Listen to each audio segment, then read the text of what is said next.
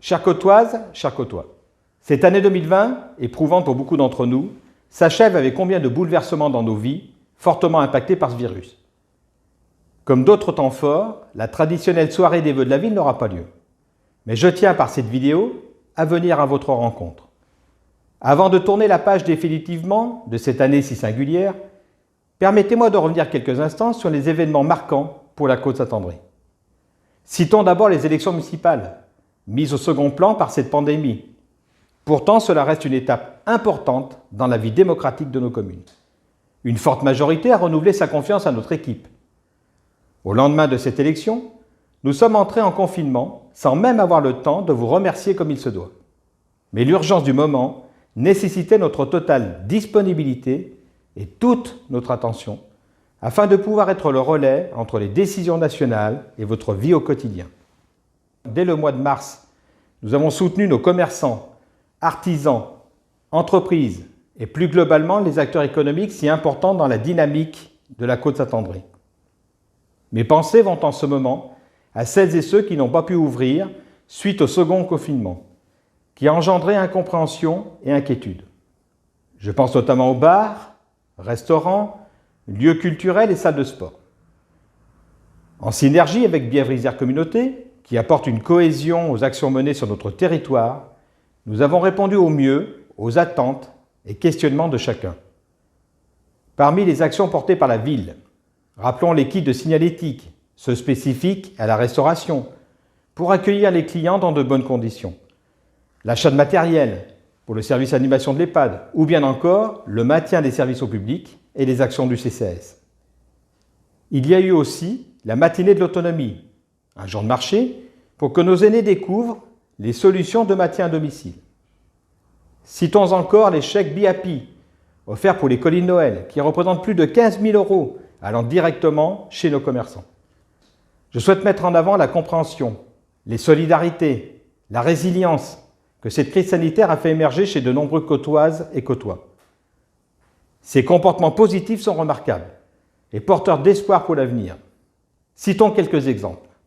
L'entraide entre voisins pour les courses, la collecte pour les besoins médicaux, la fabrication des masques et tout récemment, le centre de dépistage. Merci à tous les bénévoles qui ont proposé leur aide. J'adresse la reconnaissance de la ville au personnel des EHPAD et professionnels de santé, toujours fortement sollicités aujourd'hui. J'ai une pensée pour les résidents des EHPAD, les malades, les personnes isolées et toutes celles qui nous ont quittés en 2020. J'y associe leurs familles. Il faut également souligner la forte implication des membres actifs d'associations, des clubs sportifs, pour s'adapter aux règles imposées, mais changeantes, et proposer des activités quand il était possible.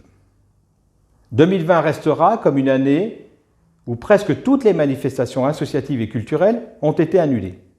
Cependant, la ville a tenu à maintenir le lien social qui nous est vital, en proposant des moments festifs, en format restreint certes, comme la Vespa Parade ou les estivales. Ces animations ont permis, dans le respect des règles exigées, de divertir les familles tout au long de l'été en différents lieux de la Côte-Saint-André. En somme, la Côte-Saint-André est toujours restée active. Concernant les travaux, nous avions souhaité dès 2019 que la période électorale ne soit pas un temps où les projets s'arrêtent, bien au contraire.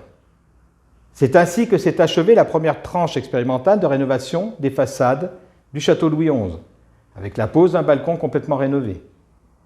Après l'achat de l'ancien bâtiment ERDF, la réhabilitation du groupement de médecine générale est en cours pour une ouverture avant la fin du premier semestre 2021. Dans un tout autre domaine, celui de la réduction de nos dépenses d'énergie, nous avons réalisé plusieurs chantiers. La toiture du gymnase de l'école publique a été remplacée et l'isolation renforcée. Dans la suite des travaux régulièrement engagés sur ce bâtiment lors du mandat précédent. Les douches des vestiaires sportifs ont été renouvelées. La chaudière au fioul de la salle des fêtes a été changée par une chaudière au gaz. La modernisation de l'éclairage public s'est poursuivie. Enfin, les aménagements de quartiers pour améliorer la sécurité routière et les nouvelles constructions au quartier Alivet-Bouvin se poursuivent. Je tiens à remercier ici le personnel de la ville, nos partenaires, nos prestataires et tous ceux qui sont en première ligne pour leur réactivité et leur capacité d'adaptation. Il y aurait encore de nombreuses réalisations à évoquer. Prochainement, une rétrospective en images sera disponible, comme les années précédentes. Il est temps de se tourner maintenant vers 2021. Nous avons fixé dans notre programme électoral un cap pour 2026. Voici 3 axes prioritaires de ce début de mandat. Tout d'abord, soutenir les acteurs économiques pour que nous gardions notre dynamique commerciale, économique et administrative. Cela passe, notamment, par la réouverture des locaux commerciaux vides. Deuxième axe fort, l'amélioration de votre cadre de vie. Une réflexion est lancée sur la réduction de la vitesse, la sécurisation des déplacements, piétons et cycles, et le stationnement.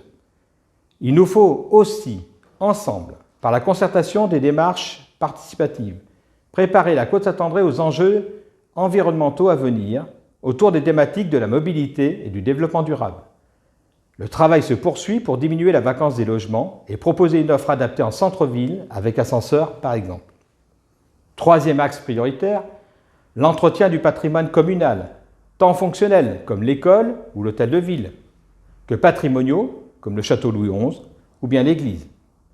Ces enjeux se concrétisent notamment pour 2021 par la reconstruction et l'aménagement de l'îlot au nord-est des Halles, la poursuite de la rénovation des façades du château Louis XI, l'amélioration de l'accueil de la mairie et le travail sur les économies d'énergie sur l'école publique et les autres bâtiments communaux.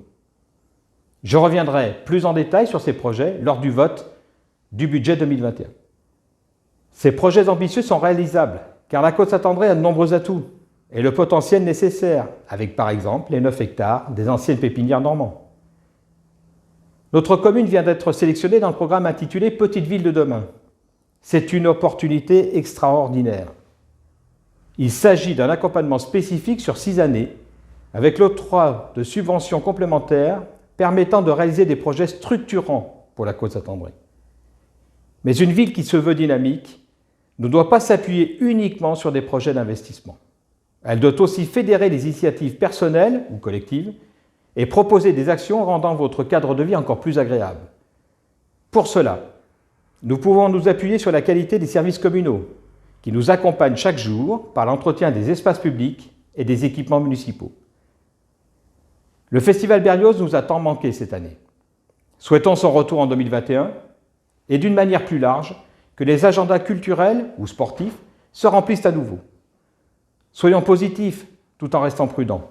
Ayons confiance en l'avenir et restons solidaires. C'est le message que je vous adresse aujourd'hui. Cette épreuve historique n'est pas finie et les conséquences notamment sanitaires, économiques et sociales, pas encore toutes connues. Quelle que soit la durée de la crise, soyez assurés de l'engagement et de la détermination de votre équipe municipale. Nous avons montré que nous savions réagir promptement et adapter le fonctionnement de votre mairie aux aléas rencontrés. En attendant de nous revoir autour de ce verre de l'amitié que nous désirons tous, prenez soin de vous. Pour conclure, je vous souhaite pour cette nouvelle année 2021, au nom du conseil municipal et à titre personnel, tous mes vœux de santé, sérénité, de bonheur retrouvé et de joie partagée.